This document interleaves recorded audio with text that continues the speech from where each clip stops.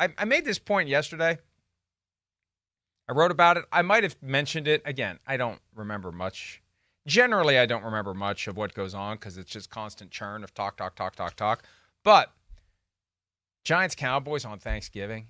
I mean, if we're going to flex games from Mondays and Thursdays generally late in the season, we need a flex option, easy for him to say, on Thanksgiving.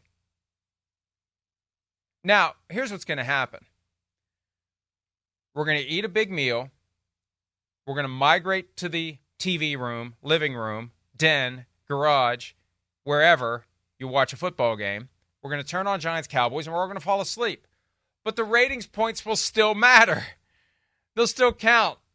The numbers will still be gigantic for Giants-Cowboys, even if it's Drew Lock versus Cooper Rush by the time we get there. Because what else are we watching? What's the alternative? And it's part of the tradition. You still eat the turkey even if it stinks.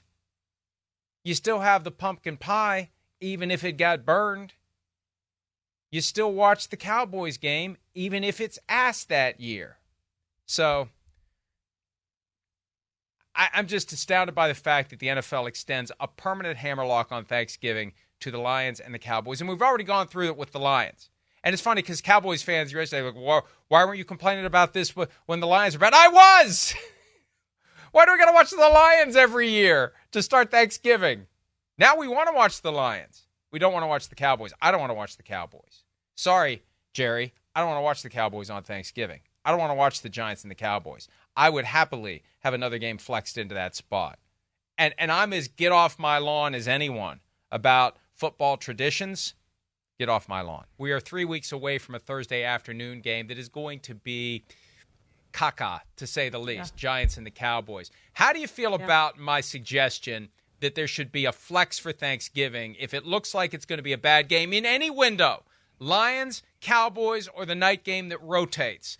Should the flex option that we know is available for Thursdays and Mondays late in the year, should that apply to Thanksgiving, even if it means interrupting the hammerlock that the Lions and the Cowboys have on the home games?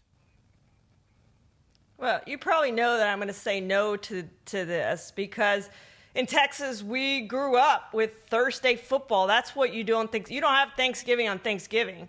Like we have Thanksgiving on Wednesday or we have Thanksgiving on Friday, the actual meal, and we go to games on Thursday. And it was always A&M Texas or Cowboys and somebody, and you went to games. And this is what I did my whole entire life growing up. This is what we're used to.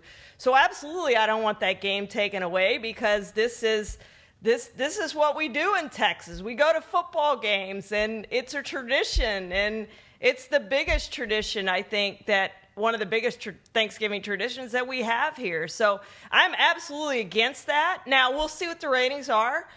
They're still going to be high because what else are people going to do? They're going to turn on their TV and they're going to lay on the couch or sit in their lazy boy and they're going to go to sleep in front of the game. So I still expect the ratings to be sky high. Is it going to be the highest rated game of the year? If it's not, then you have a problem because it's always the highest graded game of the year because it's after people eat and when they sit in front of their TVs and they watch the game or they go to sleep. So I still expect it to have huge ratings. I just don't know that it's going to be the top-rated game of the year like it always is. Yeah, it's been in the 40s by way of audience, 40 million plus in recent years. And Pete raises a good question here. Are these two Thanksgiving games, the Lions and the Cowboys hosting, are they the only traditions the NFL will stick to even if they're sacrificing money to do it? And my answer to that is if they ever feel like they really are sacrificing money to do it, they won't stick to it. They can stick to it because they keep making money because of that captive audience that's going to turn on the TV and watch the game no matter how bad it is.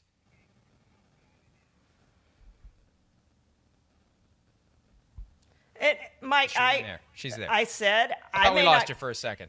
I may not go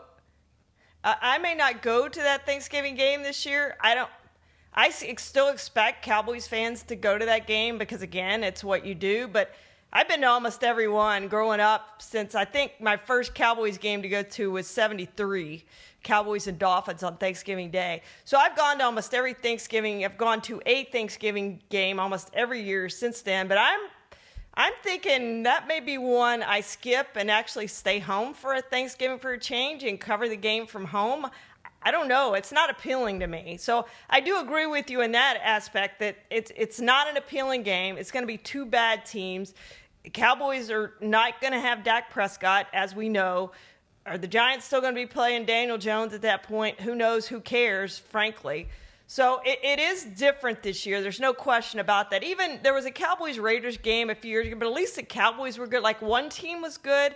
I can't remember one when both teams were this bad going into a Thanksgiving Day game. And it may be Cooper Rush or Trey Lance versus Drew Lock or Tommy DeVito, because by the time we get to late November, the Giants may have decided we're going to bench Daniel Jones because he's got a $23 million injury guarantee for next year. Hi, it's Mike Florio. Thanks for watching PFT on YouTube. Hit subscribe for the latest news and analysis from Pro Football Talk.